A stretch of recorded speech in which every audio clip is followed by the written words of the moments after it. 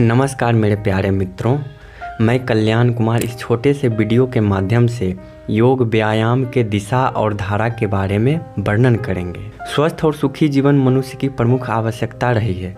समाज के किसी भी स्तर में रहने वाला व्यक्ति स्वस्थ सुखी जीवन की आवश्यकता अनुभव करता ही है।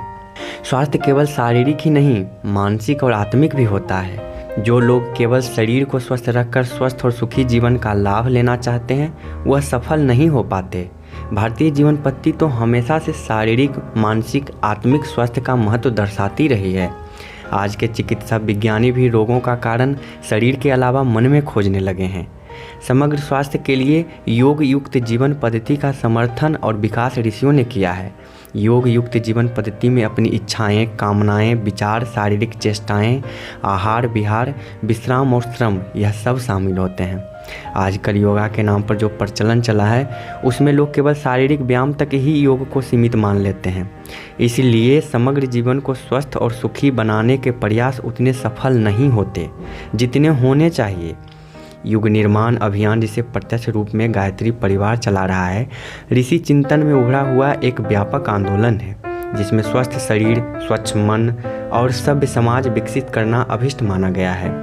इसमें स्वस्थ शरीर चूंकि पहला सूत्र है, इसलिए उस दिशा में भी काफ़ी कुछ शोध और प्रचार कार्य किया गया है। इस वीडियो में विशेष रूप से जन सामान्य के लिए उपयोगी व्यायाम सुझाए गए हैं, लेकिन थोड़े में योग युक्त जीवन की दृष्टि देना भी आवश्यक समझा गया है। गीता में योग युक्त सुखी जीवन के लिए कहा गया है, युक्ताहार विहारस्य युक्त चेष्टस्य कर्मसु युक्त स्वप्नावबोधस्य योगो भवति दुःखः। अर्थात लोग युक्त आहार मतलब शरीर के पोषण हेतु लिए जाने वाले अन्न, जल, वायु, विहार मतलब शरीर के लिए आवश्यक प्रकृति का सानिध्य, चेष्टा यानी संकल्प पूर्वक मनुष्य द्वारा किए जाने वाले प्रयत्न, कर्म कुशलता पूर्वक किए जाने वाले क्रियाकलाप, स्वप्न, विश्राम, सोना आदि, जागना, चेतन अवस्था में आना, इनका संयोग जीवन में आने वाले दुखों का नाश कर सकता है। स्वस्थ और सुखी जीवन के इच्छुकों को अपने जीवन की इन सभी धाराओं को अनुशासित और व्यवस्थित करना होगा। जैसे आहार शुद्ध, सुसंस्कारी और सुपाच्य होना चाहिए। प्रकृति जिस मौसम में जो पदार्थ अन्न, शाक, फल पैदा करती है, वह उस मौसम के लिए प्रकृति द्वारा अनुमोदित श्रेष्ठ आहार माना जाता है। इसलिए ऋतु पदार्थों का सेवन स्वास्थ्य के लिए हमेशा उपयोगी होता है। विहार का तात्पर्य है प्रकृति के अनुकूल आचरण। प्रकृति में हर मौसम, हर क्षेत्र का अपना अपना प्रभाव होता है। मौसम एवं क्षेत्र में रहकर उसका लाभ मिले, इसका अनुशासन होता है। उसे समझकर प्रकृति के अनुकूल आचरण करना स्वास्थ्य के लिए लाभदायक होता है।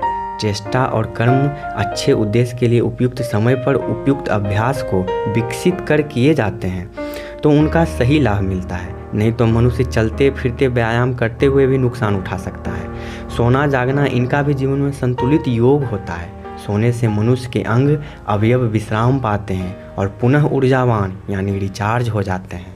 बिना जागे कार्य करना संभव नहीं होता। कोई भी कार्य कुशलता से करने के लिए उससे संबंधित अंगों को भी जागृत करना पड़ता है। जैसे खिलाड़ी खेलते समय शरीर को गर्म करता है, वह भी शरीर को पूरी तरह जगाना है। गायक भी अपने गले को थोड़ी देर तैयार करता है, तो यह भी अपने आप को जगाना है।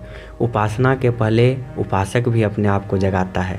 जीवन में वांछित जागृति लाना, यह भी एक साधना का विषय है। योग व्यायाम की बात जब आती है तो लोग सीधे योगासन पर पहुंच जाते हैं।